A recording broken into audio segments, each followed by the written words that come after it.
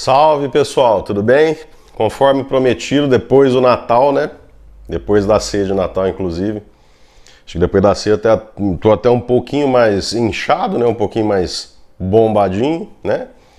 Acho que até ontem me perguntaram, falaram assim pra mim, nossa, você tá meio gordinho, o que que aconteceu? Meio gordinho é um eufemismo, né? Eufemismo, ó, enfim.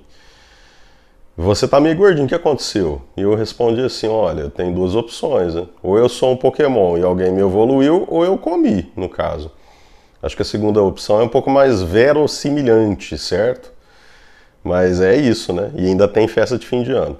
Mas vamos focar aqui no que a gente veio para fazer, que é o seguinte, é falar sobre, primeiro sobre, eu vou fazer uma série de vídeos sobre a redação da FUVEST agora, e vou dar umas orientações. O material está disponível, né? Eu já mandei o material pelo grupo, certo? Agora eu também vou deixar o material disponível em outros meios aqui. Depois eu vou explicar, talvez eu deixe no Drive, beleza? Para a gente poder lidar com esse treinamento para a FUVEST. E quem quiser depois me mandar os textos para correção pode ficar à vontade, tá? Então o lance é o seguinte, como é que funciona? Quais são os quesitos que a FUVEST leva em consideração para corrigir o seu texto e para te dar uma nota de acordo com aquilo que você consegue desenvolver. São três quesitos, na verdade. O primeiro quesito é o seguinte, é o desenvolvimento do tema e organização do texto, né? Mas como assim, desenvolvimento do tema e organização do texto? Existe uma articulação entre as partes do texto numa dissertação argumentativa, que nem eu já falei lá no comecinho do curso. A dissertação ela é sempre tripartite, né? Isso não quer dizer que ela tenha 3 parágrafos, na verdade ela tem 3 partes. Então ela vai ter uma introdução que cumpre um determinado papel, apresentar o tema e um determinado posicionamento para analisar esse tema, certo? Aí você vai comprovar essa análise por meio do desenvolvimento, que é a segunda parte do texto. E a partir daquilo chegar a uma conclusão, que é a última parte do texto. Então essa organização tem que estar muito clara. E o desenvolvimento do tema, ele tem peso 4. Vocês vão perceber que os outros 2 critérios têm peso 3. Então como que eu vou conseguir, né, desenvolver o tema e organizar o texto de maneira competente, né, de forma que eu consiga chegar a uma boa pontuação nesse primeiro critério aí? Nós vamos usar os marcadores, né? Eu me lembro que no nosso treinamento, lá na introdução, quando fazíamos a introdução para o modelo Enem, a gente estava trabalhando com esses marcadores. Mas a gente vai tentar trabalhar com esses marcadores agora, vocês vão perceber que é de um modo um pouco mais sofisticado, certo? Então, o que é interessante, né, para a gente colocar como marcadores? Na verdade, a FUVEST ela espera que tenhamos um raciocínio argumentativo um pouco mais profundo. Eu não vou poder, né, inclusive eles até no critério 2 deixam muito claro no manual lá no manual da FUVEST, que os argumentos não podem ser meramente expositivos. Isso não quer dizer que eles não sejam expositivos também, né? Só que tem que ser analíticos, beleza? Eu tenho que fazer análises a partir dessas exposições. E essas análises, elas serão aprofundadas com um determinado repertório aí.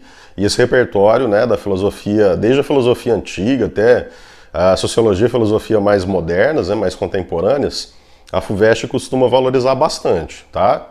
Inclusive, assim, se tiver alguma coisa das obras literárias que são cobradas pelo vestibular que você consiga encaixar ali, é interessante também. Então, lá na introdução, você apresentou o tema, você vai fazer uma análise desse tema, certo? E aí, nesse caso, para analisar esse tema, você pode pensar, por exemplo, em 2 filósofos, ou um filósofo, um escritor, né? Ou na história e na filosofia, certo? E colocar isso como marcadores, como nós temos feito. E eu vou deixando aí as imagens que podem ilustrar um pouco disso aí nessa apresentação. Agora, eu queria dar uma dica, já que existe essa necessidade de ter um raciocínio argumentativo um pouco mais profundo, a minha dica é a seguinte, quem tiver a possibilidade de adquirir isso aqui, eu achei muito bacana, achei muito legal. Isso aqui é um fascículo especial da Super Interessante, é o dossiê Super Interessante. Ele é de, deixa eu ver aqui, novembro de 2019, certo?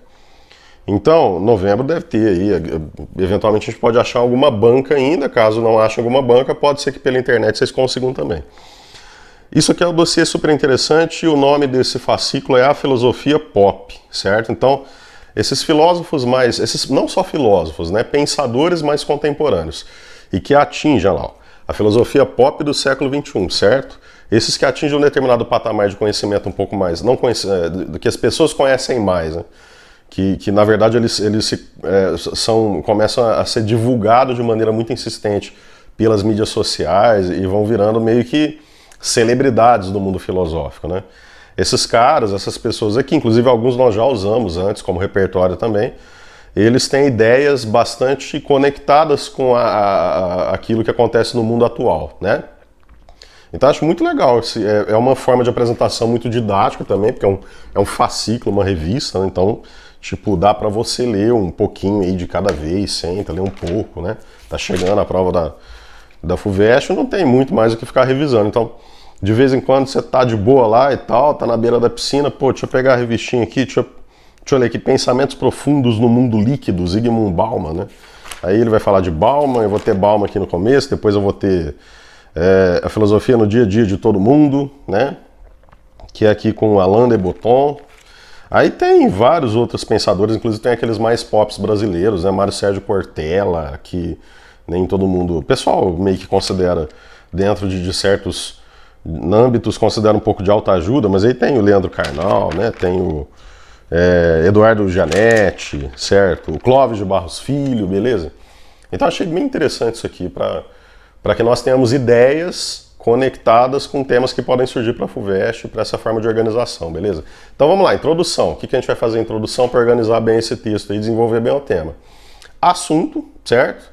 Você pensou no assunto, você apresenta o tema e depois na sua tese apresenta os marcadores, tá bom? Como que a gente vai lidar com esses marcadores, eu vou falar mais em relação aos dois temas que a gente vai trabalhar, beleza? O segundo quesito de correção é a coerência dos argumentos e a articulação entre as partes do texto, beleza? Então, se você tem argumentos coerentes, que são coerentes com o mundo externo ao texto, que apresentam uma coerência com o mundo mesmo, certo?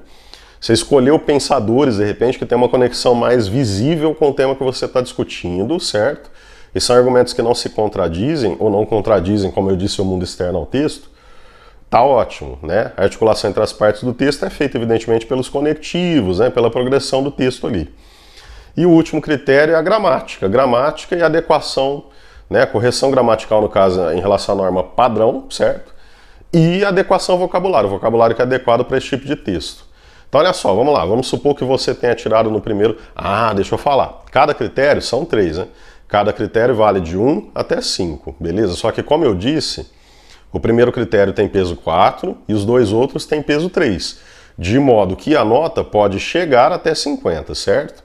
Então, vamos supor que, de repente, você não usou marcadores, não tem uma progressão tão nítida, e ainda assim, você, por exemplo, no primeiro quesito, conseguiu uma nota 4, beleza? Como a gente tem peso 4, 4 vezes 4 vai dar 16 pontos aí. Vamos supor que você tenha atingido a nota máxima no critério 2 e no critério 3, que é 5, né? Então, no critério 2 você tirou 5, tem peso 3, 5 vezes 3, 15, certo? E no critério 3 você tirou 5, 5 vezes 3, 15, porque também tem peso 3. Isso vai dar, ó, nesses dois últimos, 15 e 15 deu 30, certo? Naquele primeiro você conseguiu 16, porque o peso é 4, né? Vamos supor que você tenha tirado 4. Então isso vai dar uma nota 46, que é uma nota, né, bem significativa para a FUVEST, certo? É claro que a gente tem sempre que perseguir um patamar superior. Eu sempre costumo colocar as minhas expectativas mais no alto para a gente poder buscar uma nota um pouco mais elevada, beleza? Então assim funcionam os critérios e no próximo vídeo eu vou falar sobre um tema, 2 temas na verdade, né? O próximo vídeo vai ser sobre um tema. Eu vou vendo se eu vou fazer esse vídeo de maneira separada, ou se eu vou já, né, desenvolver ele todo, certo? E depois um segundo tema para a gente poder fazer um treinamento, tá bom? Abraço e até lá, gente. Tchau, tchau.